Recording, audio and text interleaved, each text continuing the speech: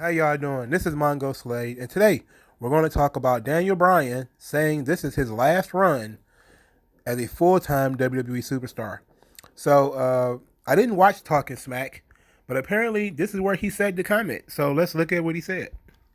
I've haven't said anything about this, but in my mind, like, this is kind of my last run. You know what I mean? This is my last run as a full-time superstar. And you heard it, guys. You just got a scoop. Well, you just got a scoop. Well, it's not really a scoop. I think you can feel it in even just the way that I approach things and the way that my mentality is, as far as like my view towards younger people and all that kind of stuff. And when I do this, as I'm doing this last run, my thing isn't like I got to prove to everybody that I'm the best. When I'm out there, I'm proving things to myself. All right, so he wants to step down for the younger talent, and that's very generous of him. And in the transcription, he says one of the things that past generations hasn't done a great job of is realizing that the younger generation needs more of a spotlight. So this is Daniel Bryan saying, "Hey, look, I'm almost 40.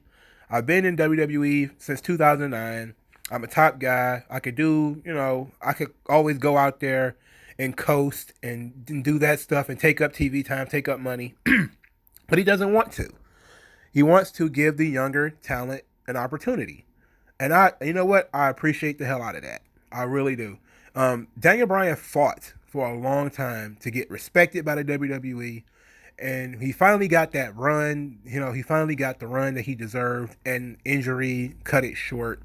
And then then injuries cut his career short, and he was retired for a long time. For maybe, I think he was retired for 2 years, 2 or 3 years. And the whole time he refused to accept retirement, and he fought just to come back. And then 2 years after returning, about 2 or 3 years after returning from retirement, he's like, okay, this is it. I think he got it out of his system. But he said this is, full time. Apparently WWE has given away so many part-time spots that guys are kind of clamoring for the part-time spot, But it gives the opening that he'll still be around for, big events and stuff like that. But he wants to give the younger people an opportunity. And he's the second person that has said something like this. AJ Styles, when he signed his most recent contract, said, pretty much this is it. Like, this is the last one. I'm not going to be a full-time wrestler after this, And AJ Styles is over 40. But it took AJ Styles longer to get to WWE than it took Daniel Bryan. So you have these two guys who are excellent performers, world traveled. You need people to step up. You need people to step up and take these spots. But I think that when you have a guy like Daniel Bryan who's going to say goodbye, and not knowing when his last run is actually going to end, so I don't know if it's going to be another year, another 2 years. People have said his contract ends in September of 2021. I don't know if that's true or not, but let's say that it is.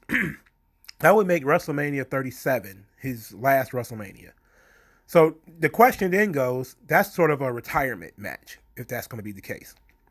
Who should his opponent be? If he's going to go back into semi-retirement and, continue doing the Smackdown creative thing, which he probably will be doing.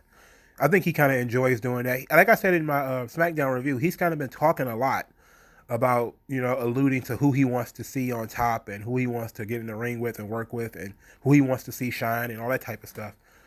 But, back to that, who should his last opponent be? And I think it should be The Miz. He started his career with The Miz. He had really big runs with The Miz. His first real feud was with The Miz. After, he did the Nexus thing. His first real feud was with The Miz.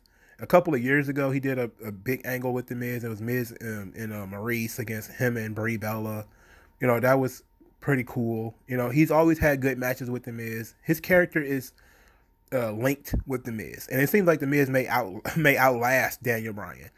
And I think that would be an excellent way to tell the story of, ending Daniel Bryan as a full-time performer, is to, put him in there with The Miz one last time. But he's also, kind of want to have these last go-rounds of matches with guys like, he's always worked with, like Daniel Bryan and Kevin Owens, etc. So you have this option there where, you know, these guys aren't really young guys, quote unquote. You know, Kevin Owens and Daniel Bryan have got to be in the same age bracket, and Sami Zayn. Like all those guys have to be in the same age bracket. But you know, Zayn and Owens, they haven't had the run that Daniel Bryan had. You know, it makes sense for Daniel Bryan to want to step back because he's had the run. You know, he's been the world champion, main event of WrestleMania. He's done that stuff. He's not. He doesn't have to. He doesn't have any more hills to climb. You know, that's why he says, you know, hey, I'm still proving things to myself. But he doesn't really feel like he has anything to prove to anyone else anymore. So that makes sense. You know, that makes sense. And since he's sort of spoken up or let's say taken a more active role in SmackDown's creative, the show has gotten better. You know, the show has gotten better. So I think that he's gone from being miserable as the on-screen general manager who couldn't take bumps, who couldn't do anything, and now he kind of is the legit general manager backstage, and he seems a lot happier. You know, he wants to be a family man, and I'm cool with that. You know, I'm all right with Daniel Bryan wanting to step down. But let me know what you guys think in the comment section below. Like this video, subscribe to the channel, and I'll talk to you guys later. Peace.